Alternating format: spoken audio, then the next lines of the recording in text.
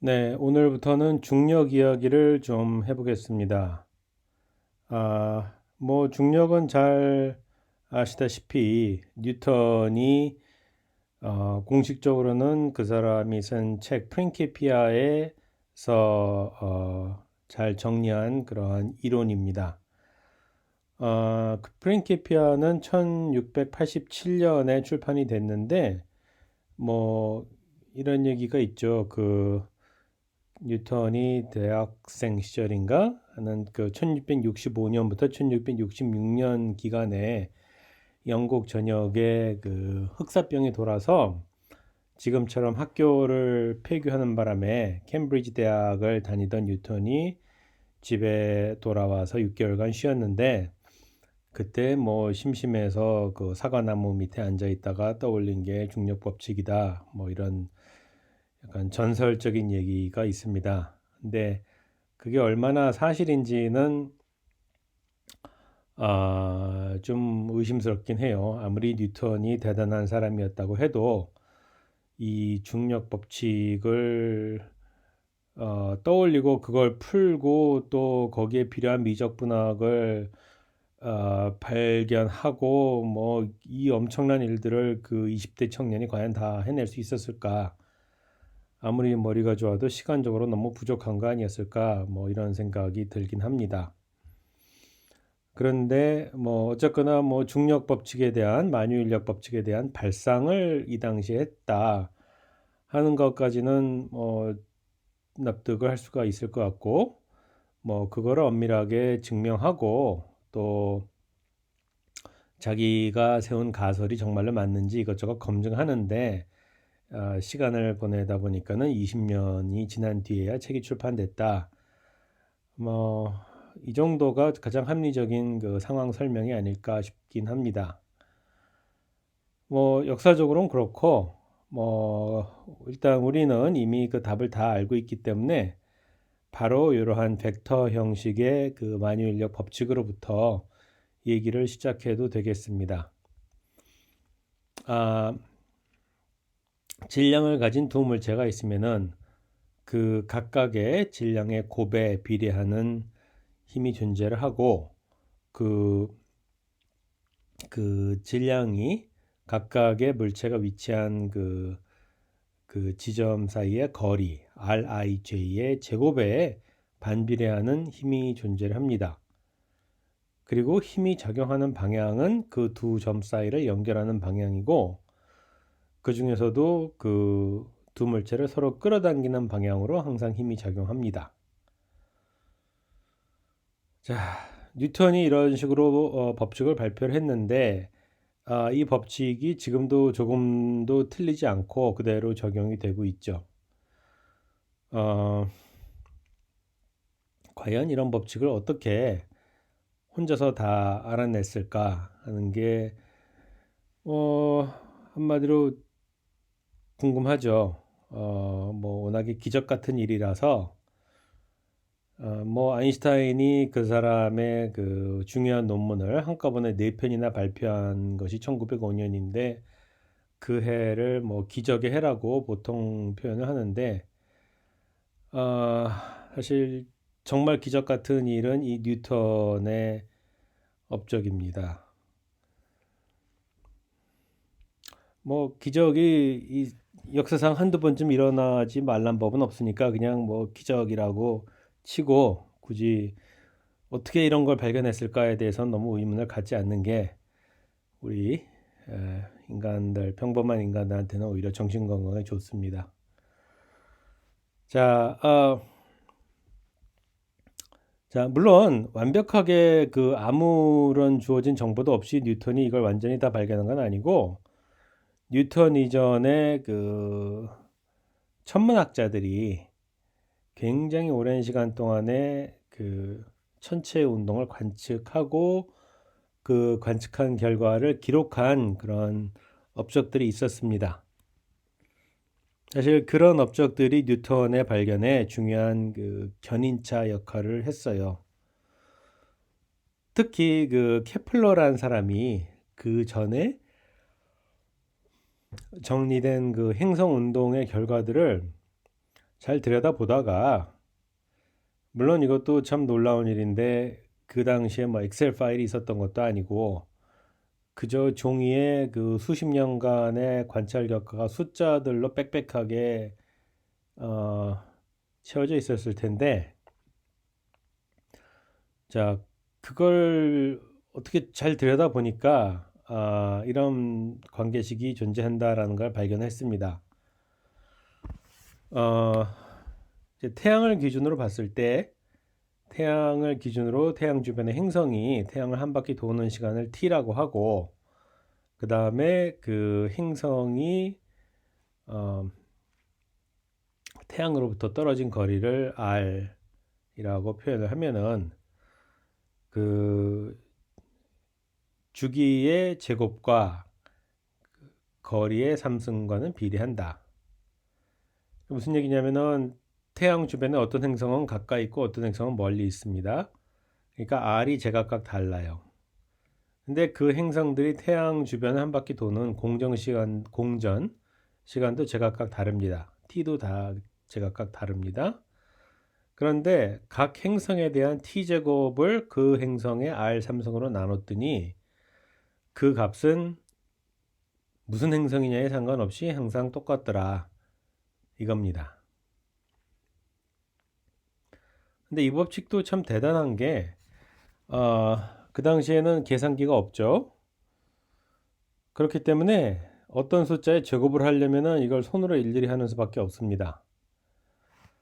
그런데 이게 뭐 그 자연수 제곱이나 자연수 삼승도 아니고 그 당시 천문학자들이 적어놨던 그 뭐 1.547이 이런 식의 복잡한 소수일 텐데 그걸 일일이 손으로 아마 제곱을 하고 삼승을 했을 겁니다. 그 다음에는 어떻게 해죠? 또 나누기를 해봐야죠. t제곱 나누기 r 삼승을 해봐야 됩니다. 그럼 나누기도 일일이 손으로 해야 됩니다. 그거를 과연 이 사람은 일단 왜 했을까도 궁금하고 어떻게 했을까도 궁금합니다. 근데 어쨌거나 그걸 해냈습니다. 케플러라는 사람도 참 뭐 할 말이 없죠. 참 대단한 사람입니다.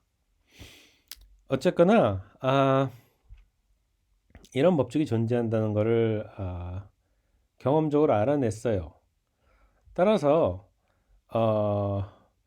천체 운동의 법칙을 내가 만들고 싶다 하면은 무조건 이 결과를 맞춰야 됩니다. t제곱이 r3승에 비례한다는 법칙을 설명하지 않는 천체 법칙은 이제부터는 무조건 틀린 법칙이 됩니다.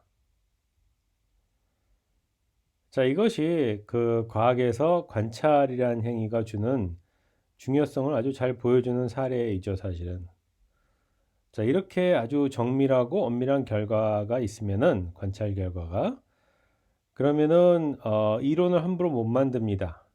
이 관찰 결과에 맞는 이론만이 이론이라고 불릴 자격이 생기는 거죠. 자, 근데 뉴턴은 그럼 이 법칙을 어떻게 설명했느냐 한번 보겠습니다. 일단 행성 운동은 엄밀히 말하면은 타원 운동인데 타원인데 아주 살짝 찌그러진 원이 아주 살짝 찌그러진 타원입니다. 그래서 대충 원운동이라고 해도 뭐 큰 문제가 없습니다. 그런데 원운동이면은 그 원운동이 받는 힘은 이런 식으로 속도의 제곱 나누기 r에 비례해야 된다 하는 것은 뉴턴 이전의 사람들이 이미 알고 있었다고 합니다.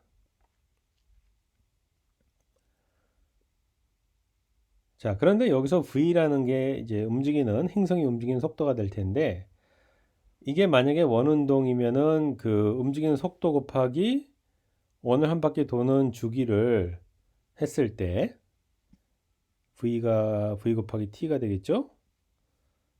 그러면은 그것이 그 원의 둘레 길이가 되죠. 2파이 r입니다. r은 원운동의 원의 반지름이고요. 따라서 힘이 mv 제곱 나누기 r이라는 것은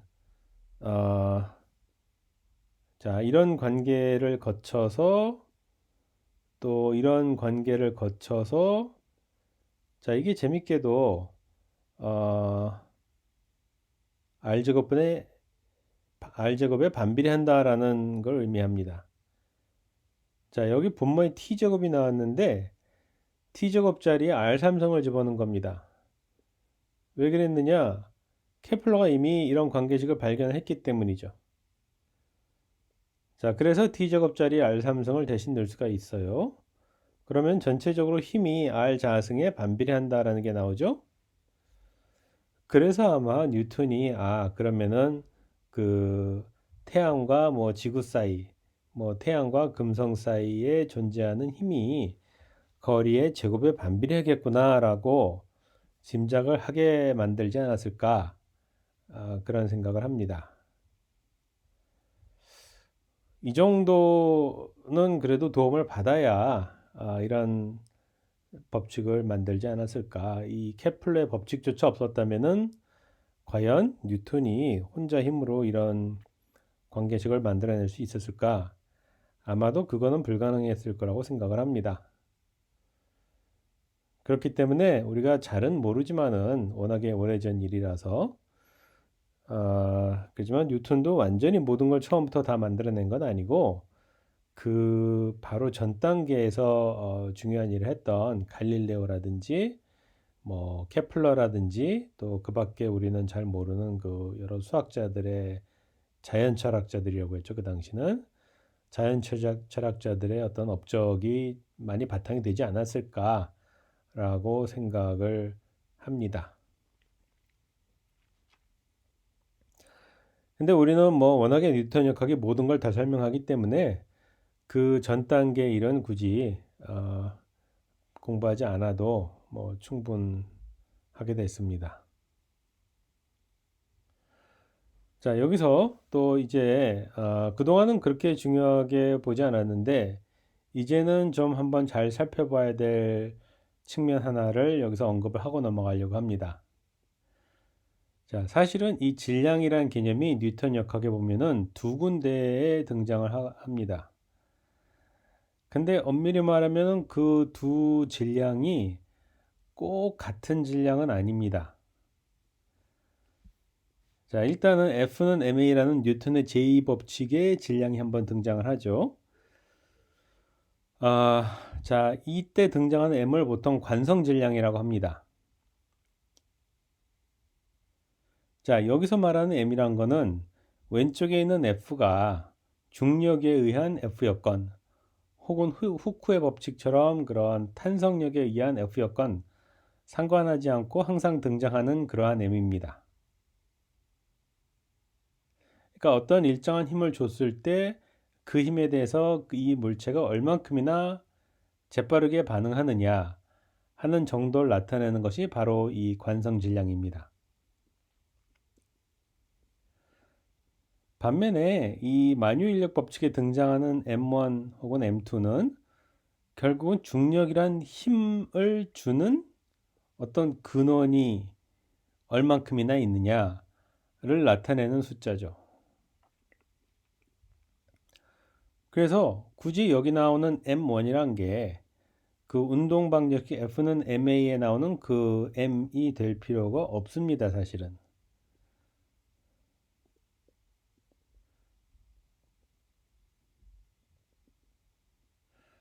우리가 워낙에 그 질량이란 말을 오래전부터 듣고 자랐기 때문에 아니 질량이 원래 하나밖에 없는 거 아닌가라고 생각을 할 수가 있지만은 이런 개념을 처음 만든 사람 입장으로 돌아가서 한번 생각을 해보면은 이 관성 질량하고 이 중력 법칙에 나오는 이 중력 질량이란 것이 꼭 같을 필요는 없겠구나 하는 거를 느낄 수 있을 겁니다. 한번 시간을 두고 생각을 해보시기 바랍니다. 자, 그럼에도 불구하고 이 두 질량이 사실상 같다라고 뉴턴은 믿었습니다. 그리고 나서 이런저런 관측 결과랑 비교를 해봤더니 역시 그렇게 짐작하는 게 옳은 짐작이었구나 라는 것을 알게 됐죠.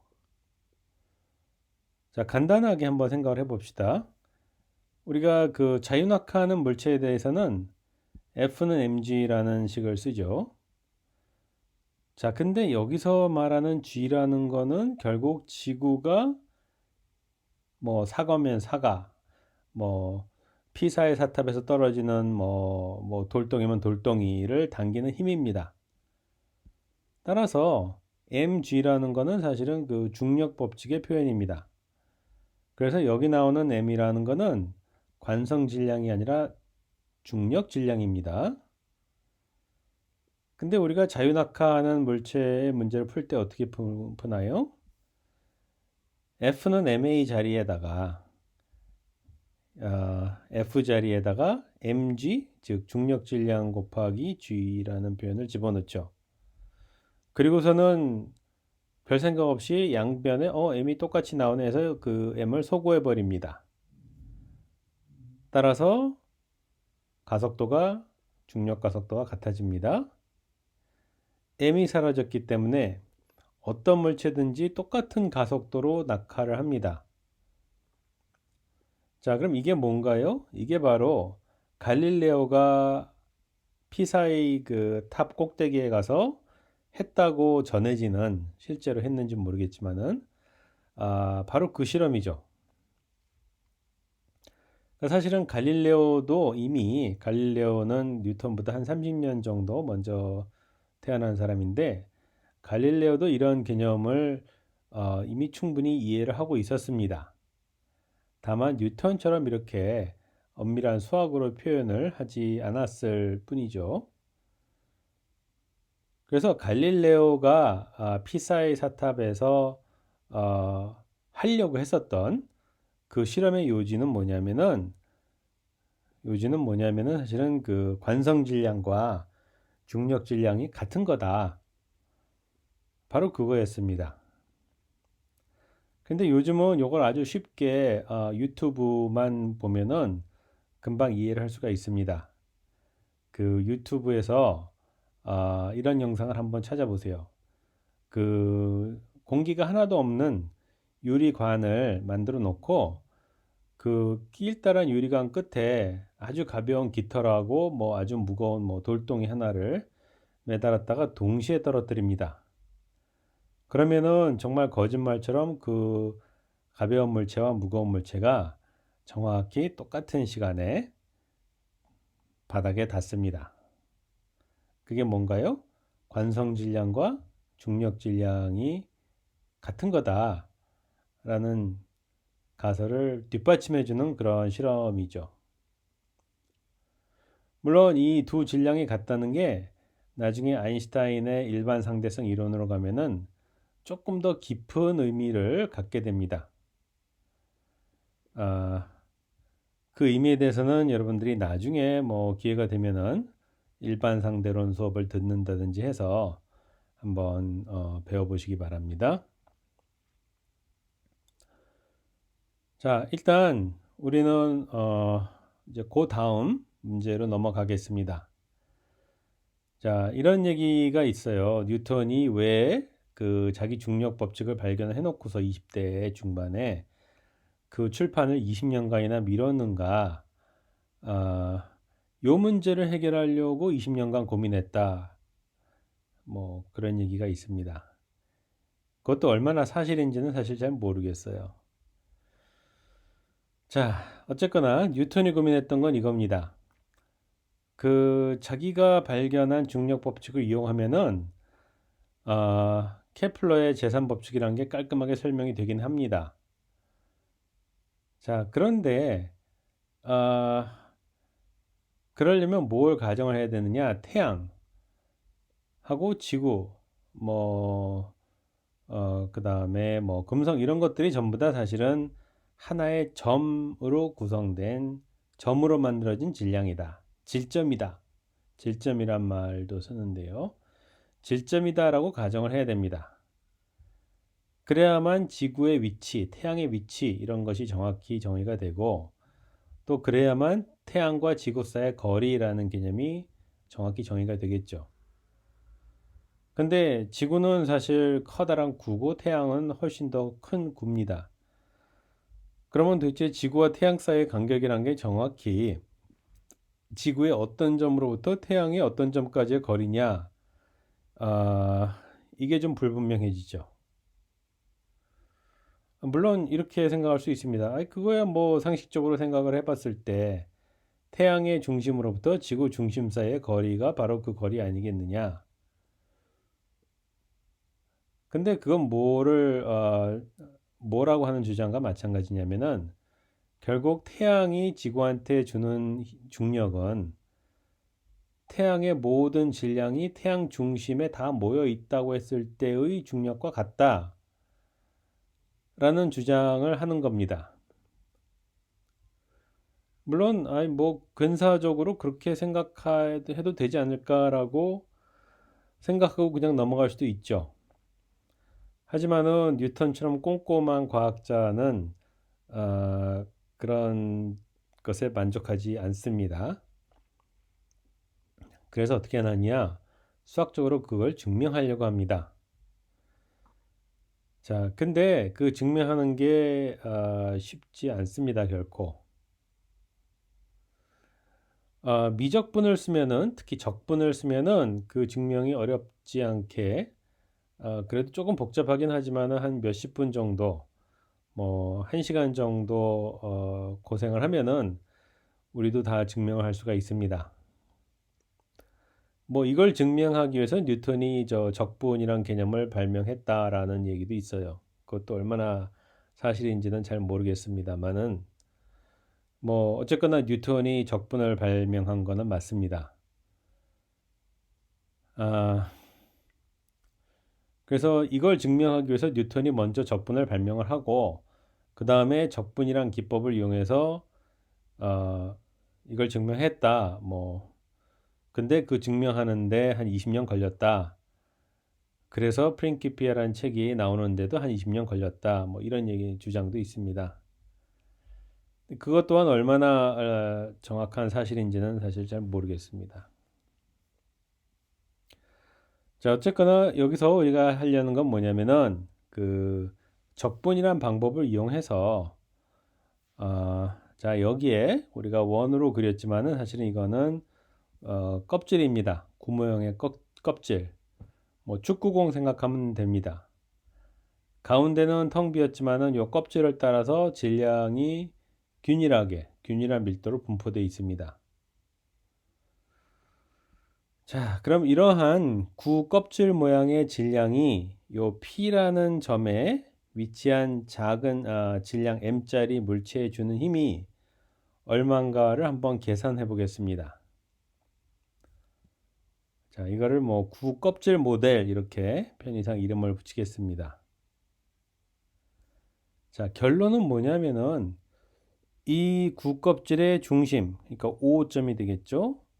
O점과 P점 사이의 거리를 요 작은 r이라고 하면은 이 구 껍질이 주는 힘은 정확히 이 구 껍질에 있는 모든 질량이 O라는 점에 모여 있을 때 뉴턴의 법칙에 따라서 O점이 P점에 주는 힘과 똑같습니다. 자, 이거를 좀 더 확장하면은 지구는 이런 구 껍질이 여러 겹 모여 있는 구조니까 각각의 껍질에 대해서 이 증명이 성립하면은 지구처럼 속이 꽉 찬 구에 대한 증명은 저절로 되는 겁니다. 따라서 지구라는 그 구형 물체가 주는 중력은 지구의 모든 질량이 이 O라는 점 하나에 모였을 때의 중력과 같다라는 증명을 한 셈이 되는 거죠. 그래서 우리는 요 구 껍질에 대한 증명만 하면은 이제 충분하게 되는 겁니다. 자, 증명하기 위해서 좌표계와 여러 가지 그 각도를 도입을 해 보겠습니다. 자, 구 껍질 중에서 이렇게 빗금친 조각 하나를 놓고 먼저 생각을 해 보겠습니다. 자, 여기서는 막대처럼 보이지만 사실은 이곳이 그 원 모양의 테두리죠. 이걸 OP 축에 대해서 한 바퀴 쭉 돌렸다고 생각을 해 보시기 바랍니다.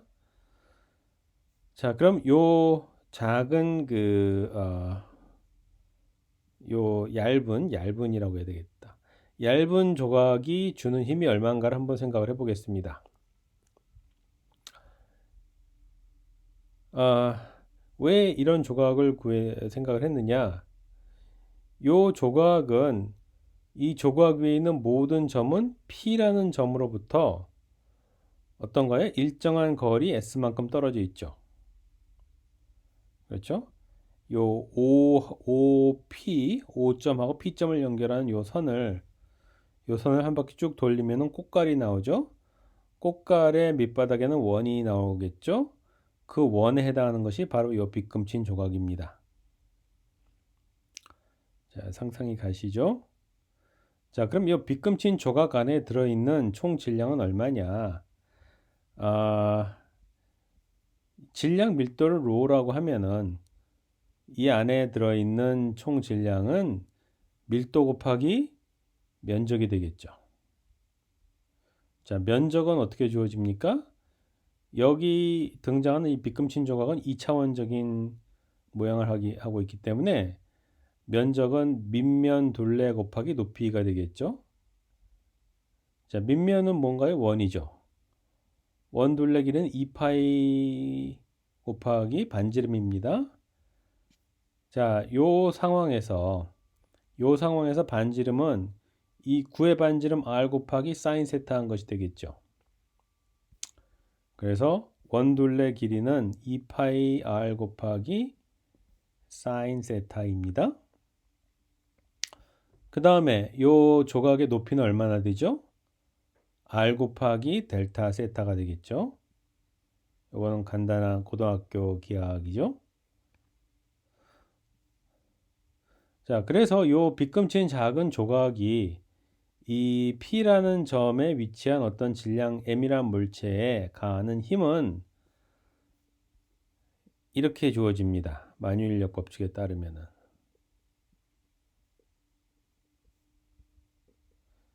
만유인력 상수 G 곱하기 P라는 점에 위치한 물체의 질량 작은 M 곱하기 방금 우리가 구한 그 조각의 질량 델타 M 나누기 거리의 제곱. 이 빗금친 모든 영역에 있는 점들은 P로부터 똑같은 거리에 있기 때문에 거리 S 제곱으로 나눠주면 됩니다. 그 다음에 코사인 파이라는 걸 곱했습니다. 코사인 파이라는 거는 바로 요 각도 파이에 대한 코사인입니다.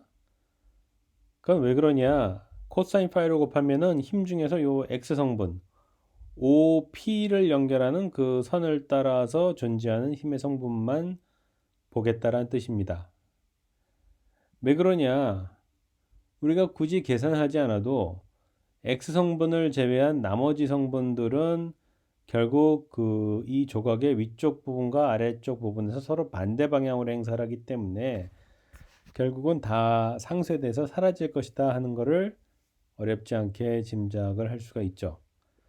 그래서 어차피 0이 될 숫자들이니까 굳이 계산할 필요가 없습니다. 그냥 힘의 X 성분만 계산하면 됩니다. 이렇게. 자, 그리고 델타 M 자리에 요 방금 위에서 구한 요 표현을 대입을 합니다. 그러면 델타 세타라는 양에 대한 합이 되는데 이제 적분 원리를 적용을 하면은 이 델타 세타라는 작은 조각에 대한 합이 세타에 대한 적분으로 바뀌겠죠. 세타는 0부터 파이까지 갑니다. 왜냐? 자, 이 점에서는 세타가 0이고 이 점에서는 세타가 파이죠. 자, 나머지 이런 조각에 대해서는 세타가 0과 파이 사이 어떤 값을 가질 겁니다. 그래서 적분 구간을 0부터 파이까지로 잡으면 되는 겁니다.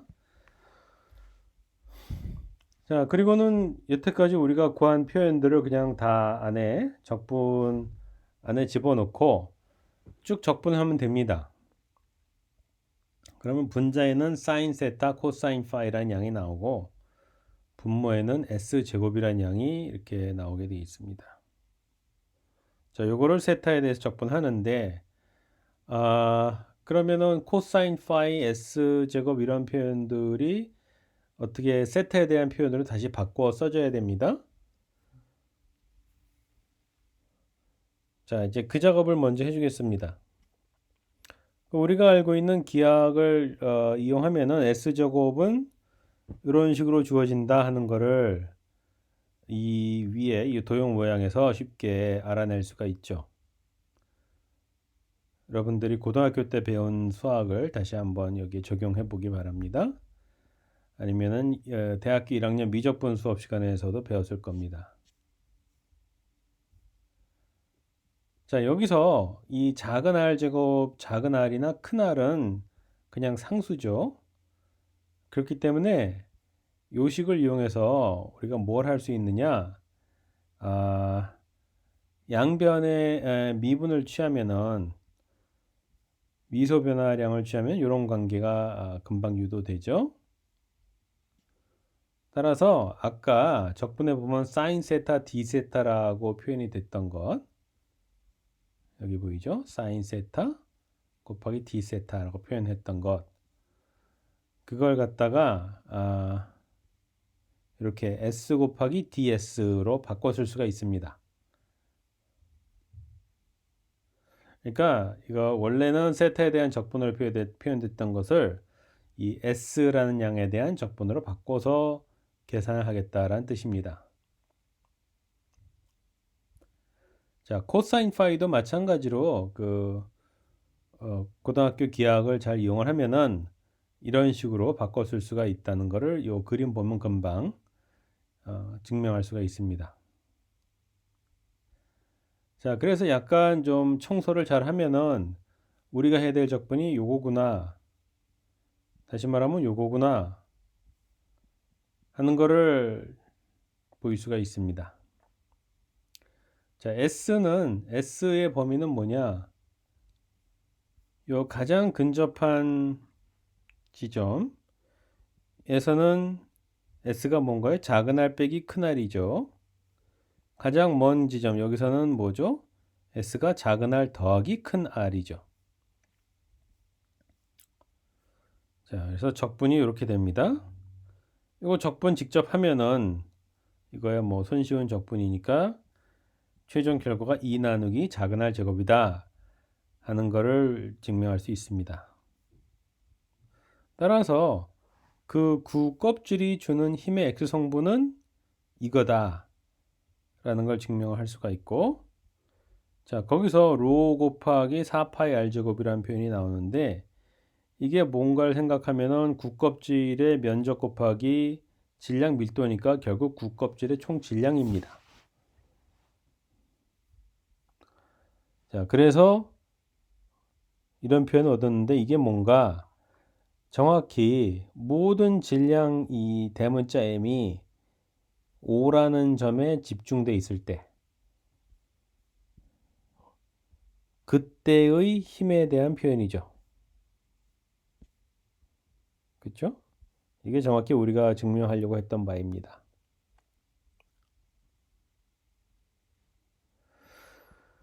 자, 이번에는 숙제 문제 하나를 내겠습니다. 지금은 상황을 우리가 뭐라고 가정을 했느냐면은 이 힘을 받는 요 P라는 지점이 구 밖에 있다라고 가정을 한 겁니다. 그런데 만약에 P가 요 구 안에 있으면 어떻게 되느냐?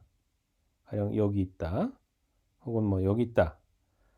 그러면은 이 P라는 점에 가해지는 R자 힘이 0이다라는 것을 또 증명할 수가 있습니다. 이 구가 아무리 이 구 껍질이 아무리 엄청난 그 무거운 물질로 되어 있다고 하더라도 일단 구 안에 들어가기만 하면은 그 안에 있는 물체는 힘을 전혀 느끼지 못합니다. 그거를 이런 적분 방식으로 증명을 해보는 게 숙제입니다. 그러니까 강의 요약과 더불어 이 숙제 문제도 같이 풀어서 제출하시기 바랍니다.